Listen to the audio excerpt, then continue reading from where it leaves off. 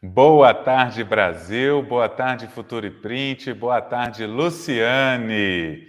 Começamos hoje mais um Papo Texto. Tudo bem, Luciane? Tudo bem, e você, Pedro? Tudo Animado? ótimo.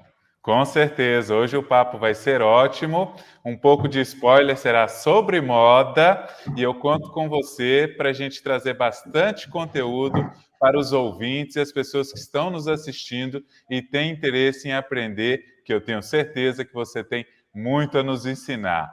Começando, Luciane, conta um pouquinho para a gente sobre o seu background, como é o seu histórico, de onde você veio e como você foi parar na moda. Legal, obrigada, Pedro. Obrigada pelo convite. Eu adoro falar, principalmente porque quando eu falo, eu me ouço. Então, são oportunidades únicas, né, da gente Verdade. refletir sobre os nossos valores, o que a gente sabe, o que a gente não sabe, que é mais importante, o que nos inquieta. Bom, eu sou sócia fundadora do IBModa, que é o Instituto Brasileiro de Moda. A gente trabalha na área há mais de 20 anos. Nós iniciamos com uma proposta bem diferenciada de trazer esse olhar de business, né, de negócios para a moda. Não sou formada em moda, mas sou formada em comunicação e eu fiz meu mestrado e meu mestrado em administração na PUC, e já falando sobre a moda, sobre a criação de identidade de marca na moda, que era uma coisa que já me inquietava muito e que hoje está muito se falando, né?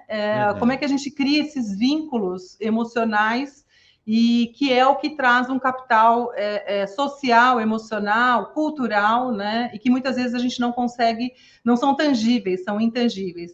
E Sim. fiz meu doutorado em comunicação e semiótica também na PUC, trazendo, né, um aprofundamento desse entendimento aí, como é que a gente analisa e constrói esse material da marca.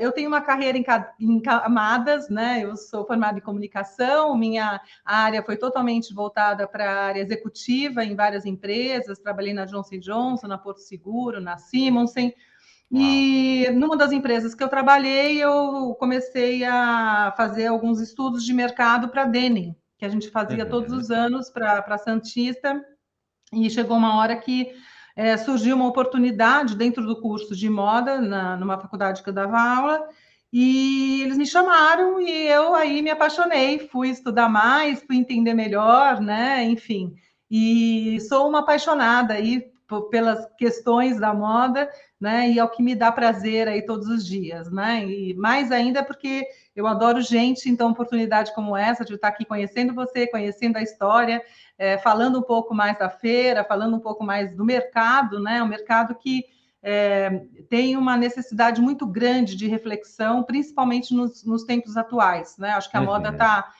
ressignificando o seu papel e é muito importante a gente entender e falar um pouquinho, e agradeço então aí a oportunidade. Imagina, para nós também é um prazer ter você conosco.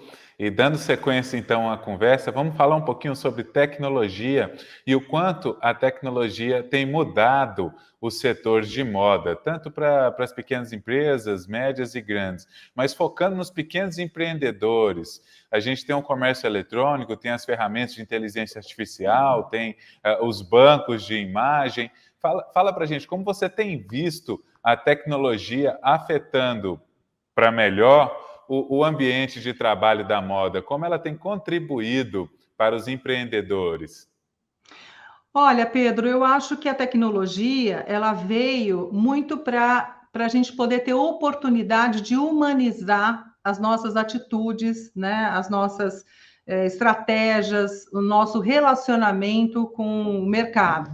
Uhum. Então, você falou da inteligência artificial, né? Você falou de várias questões. Eu acredito muito. Posso ser até um pouco poliana, né? Mas eu acredito muito que o que o mercado espera hoje é um relacionamento mais humanizado. E para isso, a tecnologia nos ajuda muito, porque você já praticamente falou aí de todas as áreas que a gente pode aplicá-la, mas eu queria chamar a atenção especificamente, né, porque eu acho que a gente tem que fazer um recorte aqui nessa entrevista, para a questão do e-commerce, seja B2B, né, no mercado mais de empresa para empresa, ou no B2C, que é para o consumidor final. Eu acho que todo mundo evoluiu muito nessa questão, principalmente com a pandemia, com a aceleração digital, e vejo aí que a gente não é um único canal, mas dentro de uma possibilidade de um omnichannel, né, que é um canal variado, a parte do comércio eletrônico, ele permite que você tenha um canal direto com o consumidor, que você converse com ele e que você passe a fazer toda essa experiência de relacionamento, né, de usuário aí que a gente tem, através dele. É claro que a gente tem uma proposta completamente diferente do mercado físico. Muitas vezes a gente acha que é fácil, não é fácil. Existe um pensamento completamente diferente, né, uma expectativa de experiência diferente quando você está no digital.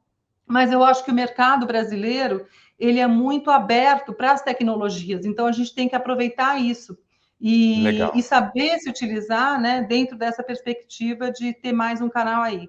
Sendo que o Brasil tem um resultado muito importante aí no e-commerce, né? A moda, não em faturamento, mas em volume, ela já ocupa aí, se eu não me engano, o segundo lugar no ranking. Uau! Então, né, a gente praticamente adotou bastante esse como um dos canais. Muito bom. Então, isso é um alerta para os pequenos empreendedores que ainda não trabalham com o canal de digital, de e-commerce, passar a olhar para esse setor com mais carinho e, quem sabe, fazer uns testes sem compromisso e ver se atende o público deles. E se eu entendi bem, Luciane, isso provavelmente vai atender o público de qualquer empresa que se aventurar, uma vez que a internet e essas ferramentas digitais possibilitaram a aproximação com o público, tirando o público só daquele viés de consumidor, para também um público que opina e diz o que gosta e o que não gosta sobre aquela moda em específico, o que ajuda bastante as empresas, com esse feedback, desenvolver um produto que realmente tem um valor percebido para aquele consumidor, passa a ter mais respeito, e você descreveu bem, humanizar, é isso mesmo? Você acha que, então, as tecnologias têm trazido essa possibilidade de aproximação e humanização, justamente por dar espaço para o comprador virar um cliente próximo da marca que contribui também para o produto? Exatamente, Pedro. A gente tem vários canais no digital, né? Mas eu acho que se a empresa souber utilizar todos os canais com uma forma bastante atenciosa, eu acho que o consumidor ou o cliente ele vira um co-criador da marca, né? Do Legal. processo, do produto. Então, eu acho que isso é muito importante porque é fácil. Antigamente, quando você tinha que ir para um departamento de saque da empresa ou um departamento comercial. E o digital hoje permite que você tenha vários canais e que esses canais são distribuídos dentro do atendimento da empresa e, principalmente, resgatar, né, curar essa informação, analisar essas informações que são vindas, né, para justamente incrementar a tua atuação dentro do mercado. Isso em qualquer mercado, como eu te falei, né, e reforço isso, porque às vezes a pessoa acha que, eu vou abrir uma loja online. Não é só uma loja online para eu vender os produtos que eu faço para o consumidor, mas é uma estratégia também muito forte, principalmente, Pedro, porque nós atuamos num país gigantesco, onde a gente depende Verdade. muito, muito de representantes. E esses representantes também podem se utilizar dessa tecnologia, né? Para que a gente possa alinhar, principalmente, uma questão de oferta e demanda. Então, eu acho que é um serviço, inclusive, que as grandes empresas, que as grandes marcas podem também fazer para os varejistas, né? Para o ponto de venda Legal. aí que está vendendo o produto deles. Então, tanto para o pequeno empreendedor como para o médio e para o grande empreendedor, existe aí muita oportunidade de aproveitamento para não só enriquecer o produto, como enriquecer a comunicação com o público, enriquecer a comunicação internamente, para que a gente tenha umas informações mais coesas e isso acabe gerando também um produto mais coeso, mais bem aproveitado, com menos desperdício, e as pessoas ficam mais satisfeitas no final. Não só o comprador, mas também o dono da empresa. Exatamente, Ah, exatamente. Acho isso é que todo mundo ótimo, ganha nisso, né? Todo mundo sai com ganhando nesse certeza. sentido. Mas só reforçando, são estratégias voltadas para o digital. Não adianta a gente Uhum. trazer, né, o que de fato a gente já faz no presencial para o digital. A gente tem que fazer um Sim. alinhamento aí específico para isso. Sim, e pegando o gancho, porque com certeza, se a comunicação no digital ajuda muito no feedback e na construção do produto, é impossível falar disso sem falar também sobre pensamento e ações criativas, que a gente tem que lembrar que os pequenos e grandes empreendedores do setor de moda têm que pensar nisso com a importância do profissional criativo, principalmente nos departamentos chaves de pesquisa, estilo, desenvolvimento e marketing no ambiente de negócios de hoje. Então, nesse sentido, você vê alguma colocação que é importante na hora da criação, na hora do estilo definir qual é a tendência a seguir? Existem formas de aproveitar todo esse pacote de informações? Sim, Pedro, eu vou fazer aqui um cenário, tá? Que eu acho que é dessa Tá. experiência que eu tenho aqui pelo IBModa, né? Que são quase 21 anos, e eu, como profissional aí do setor também, que soma aí mais pelo menos uns 10 anos, tá? Então, eu acompanhei muito esse processo e vejo que muita coisa começa nas escolas, né? Então, nós somos o país que tem o maior número de escolas de moda do mundo, é uma coisa incrível, Uau! né? Então, são quase 250 escolas, principalmente concentradas, muitas delas nas regiões sul e sudeste. Santa Catarina é o estado que tem maior número de escolas. Entretanto, a gente vê que existe uma necessidade emergente de se repensar, né, tanto o número de escolas quanto os programas, porque Certo. muitas vezes eles não estão alinhados ao mercado. Então, aqui no IBModa, a gente trabalha desde o início do IBModa em cima de dois pilares, que é o pilar da gestão e o pilar do design. Por que eu estou dizendo isso? Porque o design está muito ligado à questão da criatividade. A Uhum. criatividade não é só do design, eu vou falar um pouco mais para frente.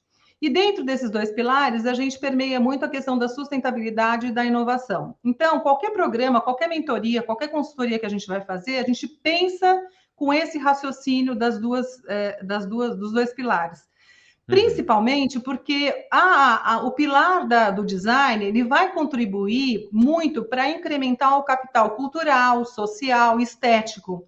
E a gestão vai Uhum. impulsionar muito esse capital, né? A gente vê, por exemplo, quando você tem uma marca pequena, às vezes a pessoa é muito criativa, mas lhe falta gestão. Ou você tem uma Verdade. marca onde a pegada é muito de gestão e falta, né, o potencial de impulsionar essa estratégia do design, da criatividade. Sem o Uhum. que, eu acredito que a criatividade ela é muito importante para todos os setores, mas essencial para a moda, né? Existe assim uma Com certeza. necessidade muito grande, porque a gente está falando de um produto que fica quase 24 horas, né, em contato com o consumidor, em contato com as pessoas, então é muito importante a gente entender como é que isso pode ser, né? E aí, para Legal. ser criativo, eu acho que tem que ter método, porque já foi assim, na década de 80 era uma criatividade, a gente tem que ser criativo, e né, quanto mais criativa a criatividade, as ideias não vêm durante o dia, só vêm, ou seja, eu acredito numa criatividade que vem com método, que vem com disciplina, que vem com processo, e principalmente na moda, com repertório, né? Não tem Legal. como você trabalhar com moda sem ter repertório. O que é esse repertório? É você entender muitas coisas que estão acontecendo, seja na área de arte, de música, de arquitetura, de Uhum. literatura, de cinema, de política, de economia, de ambiente, enfim. Isso vai fazer com que o teu entendimento de mundo vai ser interpretado de uma forma muito diferente na hora de você criar as coleções, ou Uhum. na hora de você vender, ou na hora de você desenvolver os processos, né? Porque eu acho que a criatividade, claro, ela vem embutida muito fortemente dentro da linha de produto, Sim. né? Mas ela vem também em vários processos que muitas vezes não seja só o produto. Pode ser o que a gente falou Uhum. até anteriormente, num canal online, numa forma de relacionamento, em outras formas. Então, eu acho Legal. que é muito importante a gente trabalhar e olhar para o mercado dessa forma. Legal. Para fixar o que você falou, para todos que estão nos ouvindo, Luciano, me corrija se eu estiver errado, tá? Mas pelo que eu entendi, a pessoa tem que estar bem antenada nos dias de hoje para que ela não crie para ela, e sim para o mercado. Visto isso, ela tem que saber como anda a política, como anda a economia, como anda o humor das pessoas, o sentimento, como anda as necessidades, o que as pessoas estão clamando na mídia, o que as pessoas estão pedindo, o que elas estão sentindo de falta, para, em cima disso, começar uma criação. E não só uma criação porque eu desenho bem ou eu sei combinar cores, mas uma criação que tem uma linha de raciocínio, que tem uma engenharia por trás, que tem um modus operandi por trás, para que aquele produto, no final, tenha uma qualidade que gere o valor percebido, não só porque aquela pessoa é antenada, mas também porque ela é profissional o suficiente para fazer um produto bem estruturado e não gerar retrabalho. É isso mesmo? Exatamente, exatamente. E assim, eu acho que as marcas que a gente tem muitas marcas no Brasil, nós temos um espírito empreendedor que é muito diferenciado, principalmente para a moda, né? Eu moro um pouco Uhum. aqui, um pouco em Portugal, e vejo que Portugal se restabeleceu muito fortemente, economicamente, através do têxtil e vestuário, mas eles se focaram para a parte de produção, né? Não para a parte de Uhum. desenvolvimento de marcas. E aqui no Brasil a gente tem marcas que provavelmente, se você falar qualquer área, você vai ter aí 5, 6, 10 nomes específicos de um segmento que sejam marcas brasileiras, marcas nacionais, né? Então, eu acho que, na realidade, a gente precisa ter esse repertório para justamente conseguir estar nesse ranking, né? Quer dizer, eu estou Legal. interpretando o mundo. E a moda hoje, né, Pedro, ela é ativista, né? Seja na questão da sustentabilidade, seja na Uhum. questão social, seja na questão da regeneração do ambiente. Então, tem uma série de questões aí que é importante a Existe uma gente. responsabilidade social muito grande da moda. Exatamente, exatamente. Principalmente quando você considera que é um dos mercados que mais gera empregabilidade de acordo com o investimento que se é feito, né? No mercado Uhum. feminino é o maior e acho que no mercado feminino e masculino é em segundo lugar. Então, olha que bacana o que o nosso mercado pode fazer em termos Sim. sociais também, né? Quanta riqueza. Falando Exatamente. de Brasil e de outros países, aliando o pensamento criativo e moda, como você vê o design brasileiro com relação ao mundo, Luciano? Olha, eu acho que o Brasil é um dos países mais diferenciados em termos de inspirações, sabe, Pedro? Poucos países têm o clima, as florestas, as faunas, as frutas, a diversidade cultural, né? A felicidade e a alegria instinta, independente do sofrimento na cara, né? De nós Uhum. aqui, habitantes desse país enorme. Mas, considerando isso, eu acho que a gente se destaca pouco ainda internacionalmente. São poucos que se destacam. E digo mais ainda, eu Sim. acho que muitos designers internacionais passam pelo nosso país, se inspiram pelo nosso país, lançam as suas coleções, né? E em cima dessa brasilidade, mesmo que eles não falam em termos de Brasil. Eu acho que essa questão é uma questão de falta de incentivo, né? E Uhum. principalmente de algumas características que eu falei acima ali, da questão do design, da gestão, que as próprias Sim. escolas estão passando hoje, né? Então, isso gera uma não. Amadurecimento. Exatamente. E isso dentro de algumas indústrias, eu acho que gera uma não valorização do design, sabe? O design entra para um trabalho muito burocrático, muito ficha técnica, né? E da indústria em geral. Então, eu vejo Uhum. assim, em termos de evolução, no início dos anos 2000, a gente tinha uma estrutura de São Paulo Fashion Week, de novos estilistas criativos, né? A própria Gisele Bündchen, que estava despontando, e assim, isso trouxe para a moda um refresh, né? Um impulsionamento muito interessante para a gente Uhum. acreditar, né? A gente começou falando lá atrás um pouco da questão da cópia, e aí a gente começou a perceber que a gente tem condições, sim, de criar a nossa identidade, de ser criativo, de ter um design reconhecido. Mas Uhum. eu acho que a gente não conseguiu decolar. Eu acho que falta esse incentivo, falta essa persistência. E, principalmente, eu acho que esses designers desses anos 2000, muitos deles foram incorporados pelos grandes grupos de marca, né? E, Sim. às vezes, dentro desses grupos de marca, eles sumiram no portfólio da marca. A própria marca, que é uma gestora grande, né? A própria empresa que tem esse portfólio de marcas, não soube trabalhar esse design. Poucos sabem, Uhum. né? Então, eu acho que esse é um grande desafio, ao mesmo tempo que é uma grande oportunidade da gente pensar melhor, pensar em políticas incentivadoras para os criadores e designers, né? Como existe em vários outros países, a Inglaterra, até a China, os Estados Unidos. Então, se você pegar ranking aí de designers, você vê que os países têm um incentivo para isso. E aqui a gente teve um crescimento, teve um pouco de escola, mas aí a gente ainda não encontrou o nosso lugar com esse reconhecimento internacional, que eu acredito muito que tem uma potencialidade muito grande, mas que eu acho que falta um pouquinho desse incremento aí. Tá, então, pelo que eu estou entendendo, fica aí a dica para todos que estão nos assistindo, que trabalham com moda, que é parar de olhar tanto para fora e começar a olhar um pouquinho para dentro. O Brasil tem os recursos, tem as ferramentas, tem onde se inspirar, tem o que utilizar para a criação, então a gente tem que começar a respeitar mais e acreditar mais que o Brasil tem todo esse potencial que pode se transformar em potência. Contanto que a gente pegue, trabalhe o potencial, amadurecendo ele até gerar a potência que a gente tem aí para o futuro, é o que nos espera no futuro. Isso é muito bacana, acho que é uma fala bem acalentadora nesse momento, Luciane. Isso é muito legal você estar trazendo isso para a gente, tá? E falando de anos 2000, falando de olhar um pouquinho para dentro e não ficar olhando tanto para fora, a gente vê que com a chegada da internet, da tecnologia, trouxe uma facilidade enorme de criação e até mesmo de copiar o que o mercado estava fazendo sem pensar um pouco na parte criativa. E isso colocou a moda em uma zona cinzenta, onde chegamos a um ponto de ir em lojas de shopping ou de grandes avenidas de comércios à moda, e você vê a moda muito parecida uma com a outra, de vitrine em vitrine. Essa zona cinzenta, você acha que ela ainda está bem forte ou a gente está conseguindo sair desse marco e com a pandemia, que as pessoas foram obrigadas a se isolar, ficar em casa, a repensar sobre a vida, elas também repensaram sobre a criatividade e que eu tenho que criar algo mais original ao invés de ficar só copiando e colando o que o mercado está fazendo e vou vendendo e o que eu vendi está bom. Então, parar de ficar satisfeito com o que é medíocre, e não medíocre no sentido de ruim, mas medíocre no sentido de mediano, e sermos melhores atingindo esse potencial que você está falando.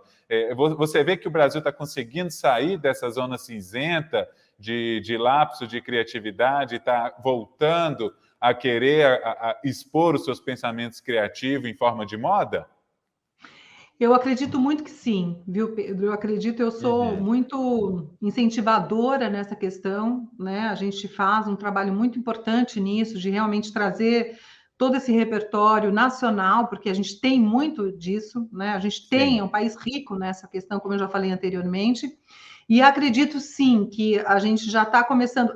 Assim, eu digo que a moda não tem uma tendência única, né? Não existe um único caminho. Então, eu acredito também que ainda existem esses mercados, que são mercados de repetição, né? Que são mercados de cópia, e que, claro, eles vão trabalhar numa escala de preço. Então, você não está comprando justamente esse capital, né, intelectual, esse capital cultural, digamos assim, não quero nem dizer intelectual, peço perdão aí. Mas é um mercado e existe compradores, o Brasil é um país imenso, né? A gente é muito focado para o consumo interno, as nossas exportações são pequenas, então você vai ter o seu espaço, mas só que você vai estar sempre que nem andar de bicicleta. Se você parar, né, você cai. Então, é um mercado muito frágil e que ele é muito rápido e que você não tem tempo para pensar numa identidade própria, né? Num design próprio. Ele não tem próprio. energia própria, ele não consegue se mover sozinho. Exatamente, ele não se move sozinho. Ou seja, se algum outro, né, player aí, algum outro formante do mercado parar, você acaba parando também e o seu negócio vai por água abaixo, né? E acaba sendo um negócio muito de oportunismo e não de oportunidade, né? Ah, eu estou vendo isso aqui que está vendendo, então eu vou copiar, eu consigo fazer mais rápido, eu vou pôr o meu preço mais baixo, eu vou conseguir vender. É oportunismo, né?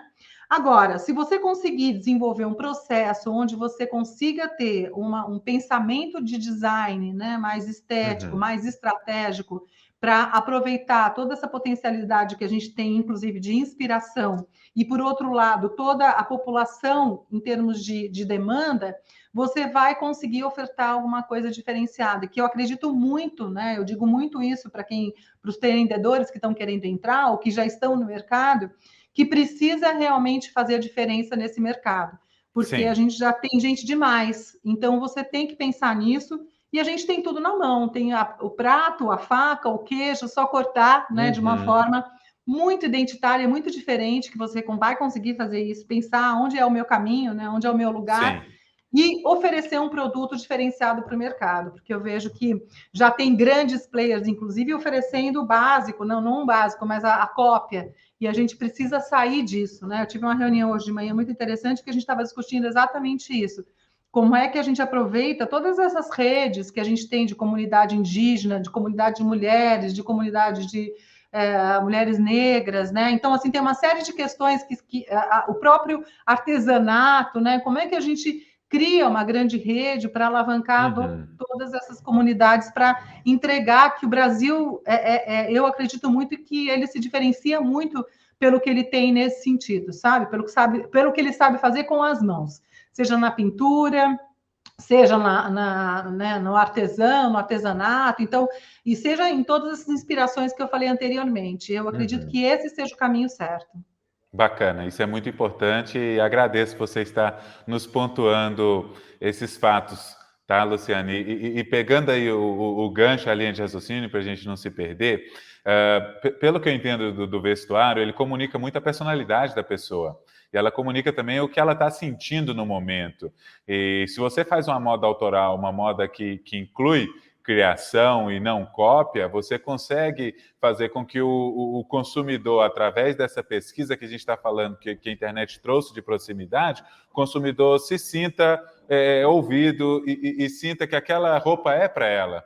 Ela fala assim, não, eu gostei, isso comunica a minha personalidade. Fala por mim. Se eu vestir essa roupa, eu sei que eu estou sendo eu. Às vezes a pessoa veste para se sentir bem, às vezes a pessoa veste porque ela tem um ambiente, aquele ambiente ela quer causar uma impressão, né?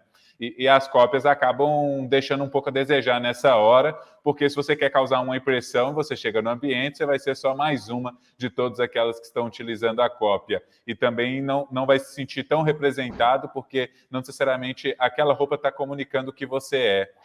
Então, acho que isso que você está falando é muito importante, a gente não perder de vista o que é ser brasileiro e toda a riqueza de cultura que a gente tem nesse país. Então, falando dos criadores, no seu ponto de vista, qual é o futuro dos grandes criadores no mundo digital? Qual é o papel da arte na moda de hoje? Porque acho que isso é a continuação do que a gente está conversando, não é mesmo? É verdade.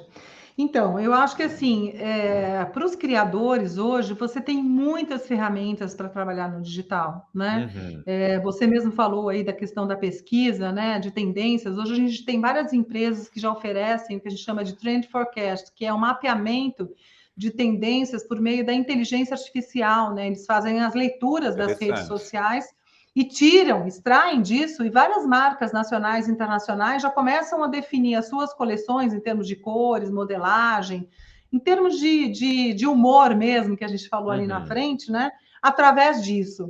Então, Sim. fora que hoje tem todo um processo, né, de criação por meio de sistemas digitais, né, onde você consegue interagir com mais eficiência, eficácia, né, integrando todos os Uhum. passos, né, desse desenvolvimento também. Então, acho que isso é muito importante. Não tem mais como você, como criador, né, como designer, mergulhar nesse mundo, né? Uhum. E principalmente a gente viu aí nos últimos tempos, né, várias coleções sendo desenvolvidas, aí peças no NFT, né? A Gucci lançou um tênis que eu acho que custava $50, eu não lembro agora o valor, mas Sim. onde as pessoas compravam a figura, né? E tiravam fotos daquilo. Ou então você tem ainda o metaverso, ou você tem aí muitos estilistas internacionais, muitas marcas internacionais fazendo roupas para os games, né? Para os Uhum. personagens aí dos games. Então, eu acho que assim, todo o processo de desenvolvimento da marca criativo, né, ou de coleção, de produto, ele passa, né, pela questão da tecnologia, pela questão do digital, desde também da parte de você desenvolver a própria comunicação de marca, né? A gente está aqui falando, fazendo uma entrevista, cada um está num lugar, né? Essa entrevista vai ali para o YouTube, vai para o portal da marca e as pessoas vão ver. Isso tudo não era possível e hoje é possível. Então, é assim, eu acho que você tem que olhar, né, para as condições que existem. Existem muitos aplicativos, existem muitos portais, existe muita coisa que é compartilhada, que é coletiva, que você, inclusive, não paga, né? E que você pode se utilizar disso para poder fazer a sua comunicação, a sua coleção, ou seja, não tem como. Eu acho que a gente, às vezes, dá uma ansiedade, né, de como que eu mexo com tudo isso que tem disponível, mas eu acho que estrategicamente é importante que a marca se insira nessas condições, porque vai te dar muito mais competitividade e principalmente o design, né? Eu acho que ele tem que estar dentro desse mundo aí para aproveitar todas as estratégias disponíveis e que vão dar muito mais condições de trabalho para ele. Isso é muito importante. Você deixa claro, então, que a moda deixou de ser só física. Hoje ela também é digital, porque a moda representa, ela traz através da imagem, através de definições, o que aquela pessoa quer ou é. E com certeza, dessa forma, não dá mais para deixar de fora o digital, porque o digital hoje faz parte da vida de todo mundo. Não importa se você está em casa, se está no trabalho, está viajando, o digital hoje ele está inserido tanto quanto o físico, até às vezes gera um pouco de confusão, como você falou do metaverso. Até onde é verdade, até onde é real? Acho que hoje tudo é real. Se a gente está falando aqui, se a gente está vivendo, se a gente tem como experimentar e gerar uma experiência, aquilo é real. Não é só porque ele não é palpável e concreto e sólido na nossa frente que não é real. Acho que isso é muito importante, o que você está falando para os criadores se atentarem que não tem mais essa de moda tem que ficar no físico, moda tem que ser palpável, moda tem que pegar. Acho que já passou dessa fase, não tem mais volta, a pandemia acelerou bastante essa mudança. Todo criador hoje tem que considerar o físico e tem que considerar o digital, porque ambos estão na vida e no dia a dia de todo mundo. Não tem como ficar de fora. E falando de moda, falando de criação e ficar de fora, acho que um erro que acontece e que acaba pegando muito pelo pé dos estilistas, das pessoas que vão criar, é a bendita da cartela de cor. Fala um pouquinho para a gente da cartela de cor, como que anda essa questão hoje em dia, quais são as cores que a gente pode apostar sem muito medo de errar, que são cores que vão ter uma facilidade maior de aceitação, que as pessoas não precisam se justificar para ter aquela compra. E também falar um pouquinho sobre as cores na parte do aspecto da mente da sociedade atual. Se isso, a mudança da cartela de cores está sendo influenciada pela forma que o pensamento também está sendo mudado. Então, à medida que o pensamento muda, o gosto e a opção por cores também está mudando. Então, fala um pouco para a gente dessa parte que eu acho que é algo que atrapalha muito na criação quando é feito da maneira incorreta. É verdade, Pedro. Eu acho que a gente está num momento muito único, né, de transição. E assim, acho que ninguém esperava e nem entendeu ainda o que aconteceu nesses últimos 2 anos, né? E está ainda acontecendo. Então, eu acho que existem vários aspectos envolvidos nessa cena, né? Existe sim um comportamento mais minimalista, mais naturalista, com preferências mais simples, cores mais neutras, não só pelo mood atual, né, que a gente está passando. É um momento de dificuldade de entendimento de mundo, com tanta coisa acontecendo que, por exemplo, uma guerra, quem é que acha que, né, quem é que pensaria que uma guerra ainda era possível dentro dessa perspectiva, e outras coisas mais que acontecem no dia a dia. Então, sem dúvida alguma, eu acho que a cor é o que mais rapidamente reflete né, os nossos sentimentos, digamos assim, o nosso humor, né, o nosso mood aí no dia a dia, né? Mas também, principalmente, pela facilidade e versatilidade do vestir, né? Eu lembro que há uns 3 anos, quando eu fui para ficar um pouco mais de tempo em Portugal, eu só podia levar uma mala com 23 quilos, né? Então, eu peguei e fiz tudo meio azul marinho, branco e preto, e aí lá eu fui comprando as outras coisas, né? As outras cores, os acessórios, casacos de frio e etc. Uhum. Mas eu acho que as tendências nunca apontam, como sempre, veio reforçar isso, nunca apontam para um único horizonte, né? Há 2 semanas atrás, a Farm, que é uma marca do Rio, que é uma marca muito interessante, que pertence ao grupo Soma, eu acho que é importante ver esse grupo é muito talentoso, né? Sim. Existe uma estrutura muito interessante, e ela vem totalmente ao avesso a essa posição, e estreou, né? Fez a sua estreia internacional com uma explosão de cores no Le Bon Marché, em Paris. Cheio de gente comprando, experimentando, né? Um brilho, assim, uma coisa incrível, vale a pena dar uma olhada depois, né? Aqui a gente tem pouco tempo para falar sobre isso, mas num país onde você tem as francesas que não gostam, né? Que são minimalistas e não gostam de cor, mas ficaram, assim, muito sensibilizadas, né? Com aquela explosão toda.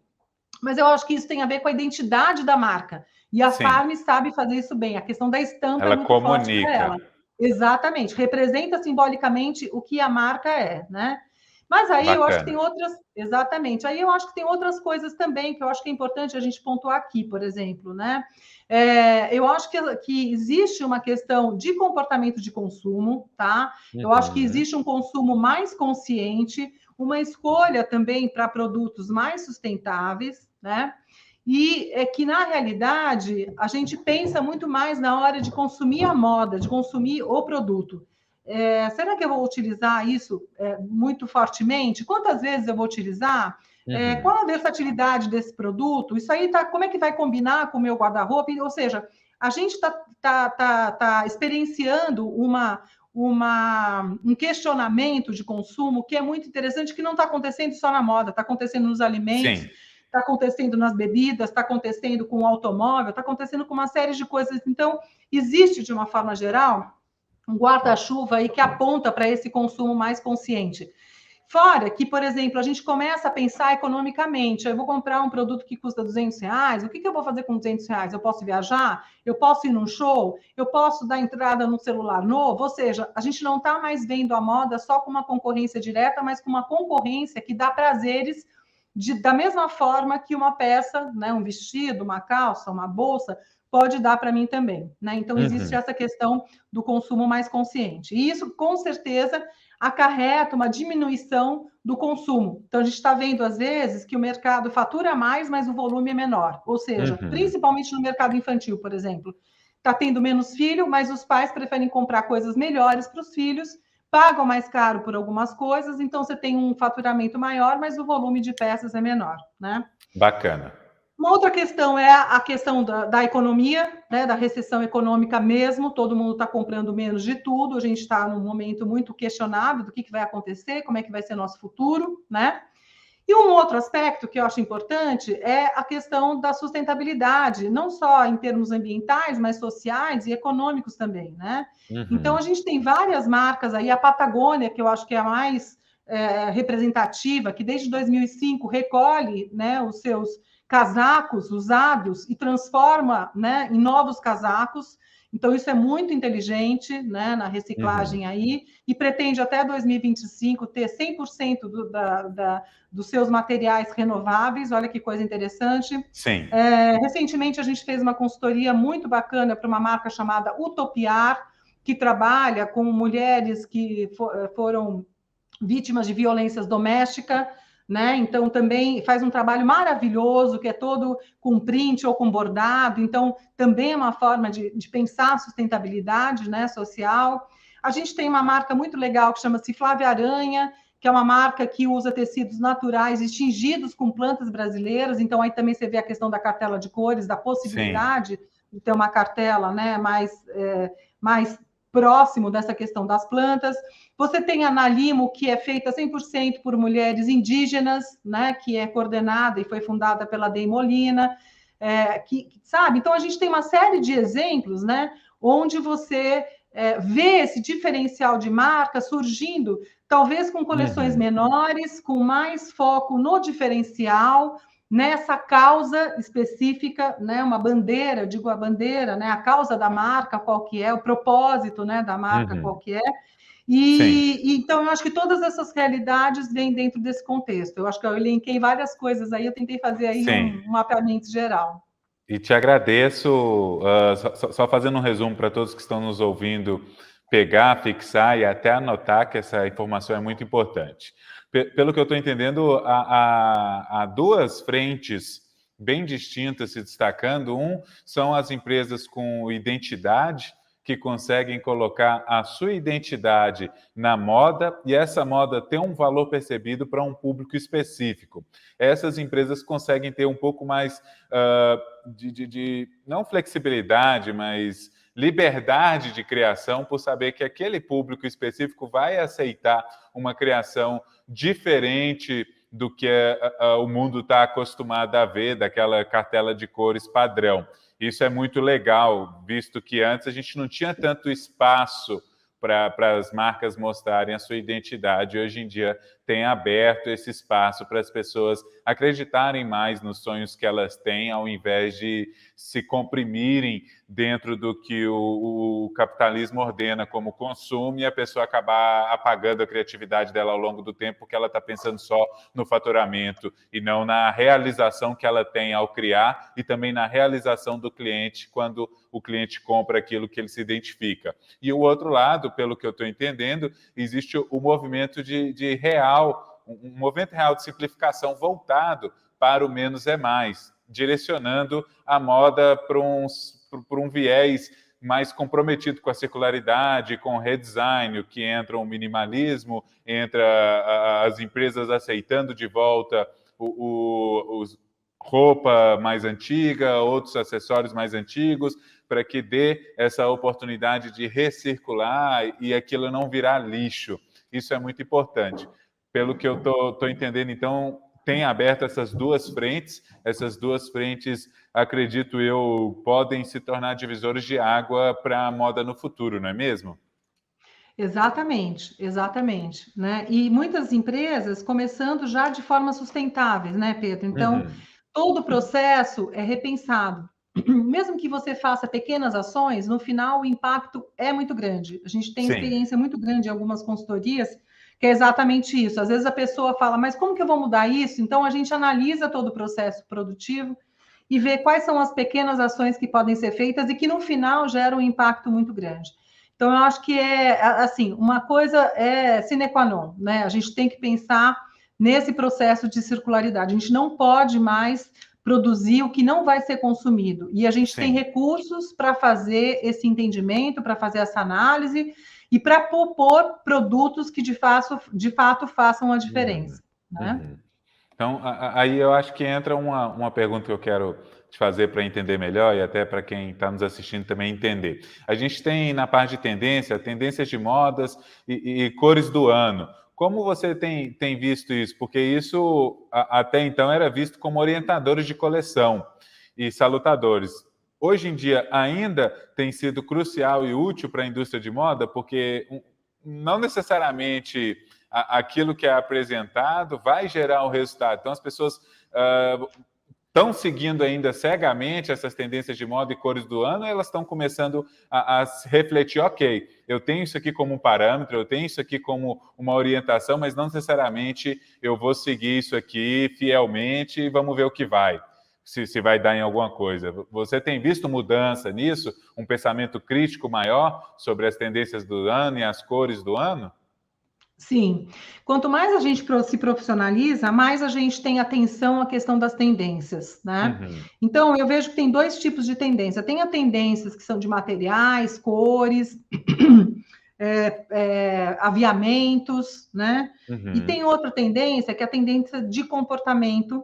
E aí, no meio dessas duas, Pedro, a gente tem que ver o posicionamento da minha marca, né? Eu não posso seguir fielmente o que estão me falando em termos de tendência de cores, mas eu não posso deixar de Importante. atender, exatamente, não posso deixar de pensar como que essa cor, ou como essa modelagem, ou como esse tecido, ou como, enfim, esse aviamento pode fazer parte da minha coleção, Uhum. mantendo a identidade que eu já tenho e que eu tenho esse posicionamento no mercado, né? Então, eu não posso ter excesso, eu não posso ter mínimo. Se eu deixar algumas cores, eu vou deixar de vender, porque todas as vitrinas vão estar com as cores, não é? Mas Uhum. eu preciso pensar o quanto que aquilo pode impulsionar o meu posicionamento de mercado, principalmente comercial, também, né? Pensar na identidade da marca, pensar nesse impulsionamento de resultados comerciais e como Uhum. que eu posso trazer essa leitura. Então, sem dúvida alguma, existe essa tendência, existe, e não só no mundo da moda, né? Eu acho que essa tendência de cores dentro do mercado, de uma forma geral, elas vão influenciar na arquitetura, na decoração, no design Sim. de interiores, na cama, mesa e banho, que tem um ciclo de vida mais lento do que a roupa, digamos assim. Então, a gente não tem como deixar de não olhar para elas, utilizar a dosagem certa e impulsionar esse posicionamento que eu tenho de identidade de marca. Eu acho que é assim que eu Legal. entendo isso. Então, não pode deixar de estudar, não pode perder de Não, vista tudo que está sendo apresentado pelas tendências, no entanto, também não pode seguir cegamente, tem que ter esse amadurecimento que a gente vem falando desde do início da entrevista, que é o que tem como, pode ser o catalisador para transformar o potencial que o Brasil tem em potência. Então, há esse amadurecimento, esse pensamento mais fino, esse olhar mais fino, de não perder de vista, mas também não seguir cegamente. Não é isso? exato, exato, é Bacana, isso. bacana. Então, falando disso, de pensamento crítico, um olhar mais atento, você concorda que o desejo e decisão pelo bem-estar pode estar remodelando os negócios? Total, total, principalmente com a pandemia, né? Eu acho que isso É. fortaleceu e graças a Deus agradecemos isso, né? Acho que todo mundo está daqui Uhum. para cima, né? Com o top bem colocado, mas também está super confortável, né? Acho que nunca se É. vendeu tanto chinela havaiana como nos últimos tempos, né? Agora está Sim. frio, a gente continua com a havaiana com meia, né?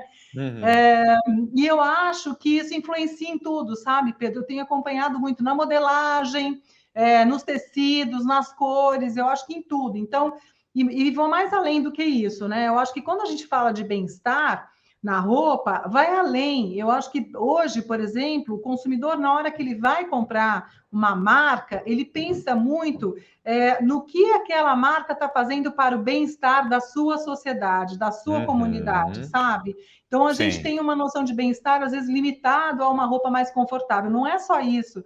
Eu acho Uhum. que a marca tem uma responsabilidade hoje, como eu já estou reforçando, né, esse meu posicionamento, também de trazer bem-estar para a sua comunidade. Ou seja, o que ela está fazendo de diferente para facilitar a vida, né, dos seus Sim. consumidores, ou o que ela está fazendo para que esse consumidor seja uma pessoa melhor. Isso é bem-estar. Né? Então, meu Tá. conceito de bem-estar vai desde lá uma questão de produto técnico até uma questão mais ampla nesse sentido. É importante você nos dizer isso, porque às vezes acaba ficando só mesmo no bem-estar, no uso do artigo e não num olhar mais global, como você apresentou. E falando nesse olhar global, vamos falar de sustentabilidade, porque eu acredito que sustentabilidade também entra no bem-estar social, também entra nesses assuntos. A gente sabe que a indústria têxtil, ela gera um lixo grande, até porque existe ainda um erro de coleção que acaba gerando até 60% de estoque parado que não foi vendido.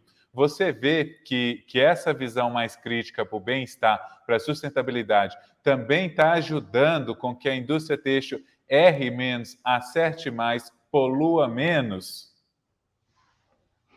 Olha, esse é um dos grandes problemas que a gente tem, né, na área de moda. Eu acho que é Uhum. complexo e é desafiador. Então, primeiramente, eu vejo que os times de produto deveriam ter uma integração muito maior com o seu público, né? Ou Sim. seja, sair e ir para a rua, né? Tem que estar mais presente nos momentos de compra e entender de fato quais são as expectativas, né, do consumidor para que ele está vendendo, né? E como ele pode fazer essa diferença na loja e no guarda-roupa do consumidor. A gente vê aí, às vezes, um vácuo.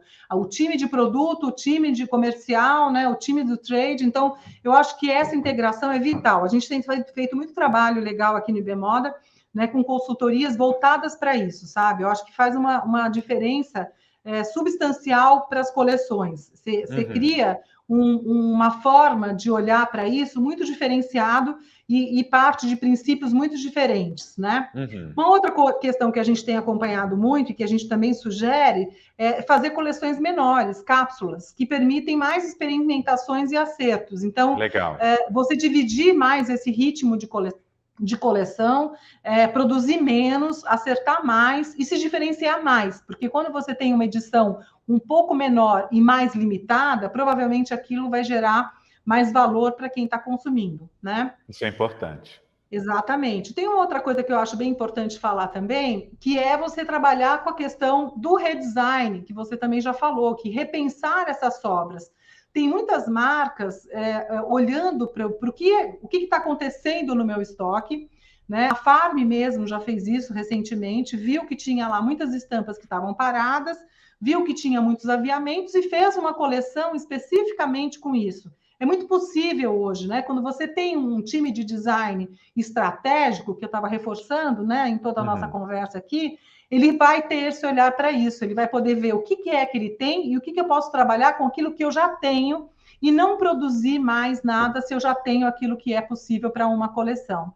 Então, exige que você tenha um pensamento focado para isso, né? Que eu digo que esse é o olhar do design estratégico que a gente deveria pensar, né? Sim. E também, eu já falei acima, mas reforçando, como é que eu consigo, por exemplo, pensar em todo o processo que eu faço, isso a gente trabalha muito, atua muito, e pensar nesses pequenos, né, nessas pequenas mudanças que no final vão gerar um impacto maior. Então, eu acho que a gente não tem mais a pressa que a gente tinha anteriormente de estar sempre lançando os produtos. Como a gente falou anteriormente, a gente vai vender menos, mas a gente pode vender melhor, fazer uma entrega melhor, né?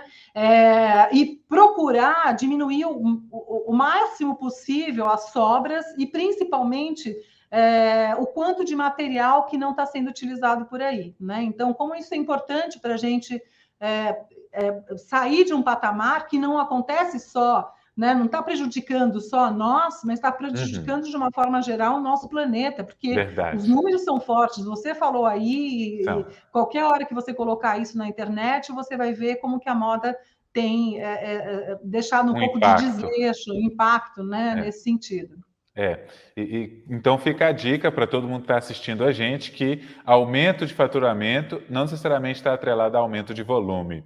Se você consegue aumentar o seu valor percebido do produto, você pode continuar com o seu volume fabricado e ter um aumento de faturamento, com mais consciência e mais sustentabilidade. E isso bate de frente com aquela moda rápida, o fast fashion, e roupas que são feitas para não durar, para acabar rápido. Como você vê esse segmento e esse tipo de moda que é quase descartável? Você vê futuro para esse tipo de moda? Eles vão ter que também se reinventar. Por mais que eles trabalhem por preço e acabem pegando pessoas que querem ali só uma roupa para quebrar um galho, mas eu acho que até nessa pessoa que quer uma roupa para quebrar o galho, vai chegar esse pensamento de que eu tenho que ser melhor do que eu estou sendo hoje, porque hoje eu estou prejudicando não só a mim, mas o todo. Como você vê o futuro do fast fashion e essas roupas que são feitas para não durar?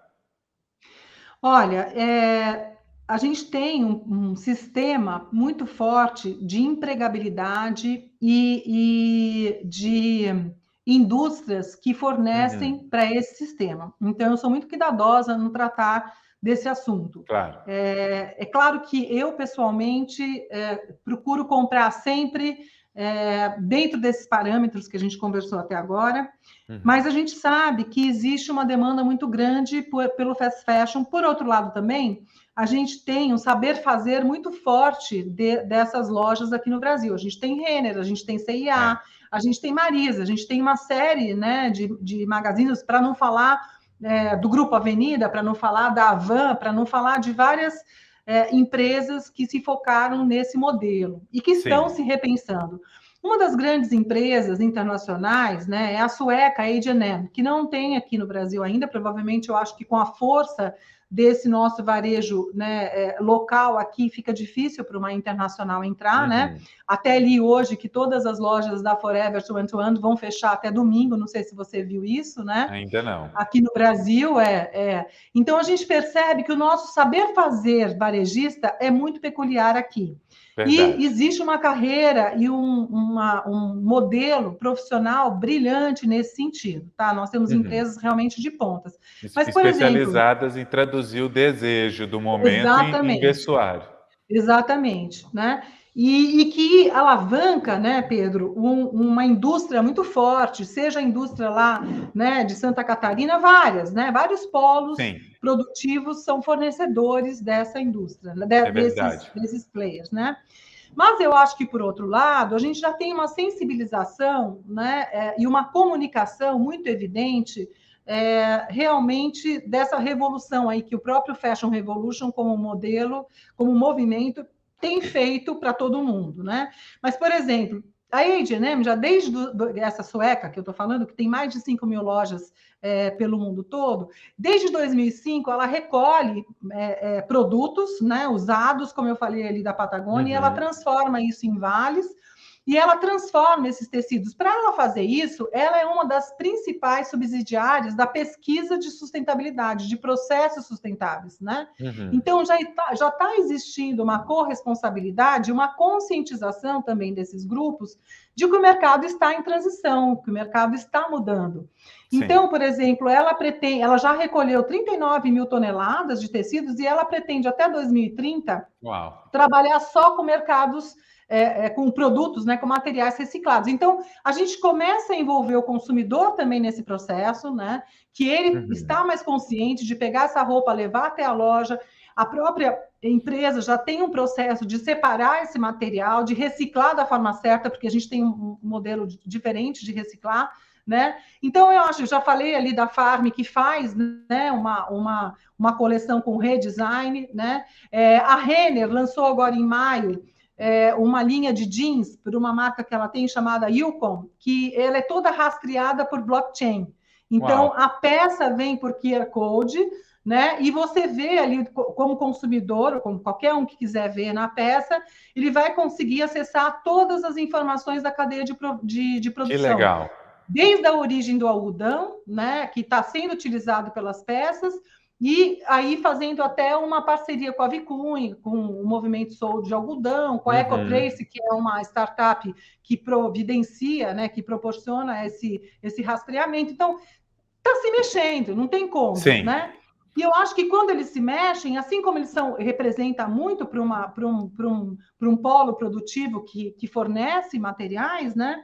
Então, eu acho que existe também agora essa mudança começando a aparecer de forma muito positiva, pode ser até uma coisa muito pequena, mas eu acredito que quando isso gerar escala, né, quando isso for proporcionado, o consumidor que também já tem consciência vai pensar ali, primeiro, se ele precisa daquela peça, e se ele precisa, ele vai se observar o quanto daquela peça, de fato, está tendo um engajamento sustentável, né? Pelo material, pela forma de fazer, pela forma de distribuir. Então, eu acho que existem essas duas pontas. Quem está fornecendo, quem é o dono do fast fashion, mas também quem está ali com dinheiro na mão para poder consumir, né? Legal. Então, as duas coisas estão... e tem mais uma coisa que eu acho legal de falar também. Recentemente, houve o lançamento de uma plataforma chamada... Circular Cotton Move. É muito interessante porque ela trabalha com a proposta de reduzir os desperdícios têxteis.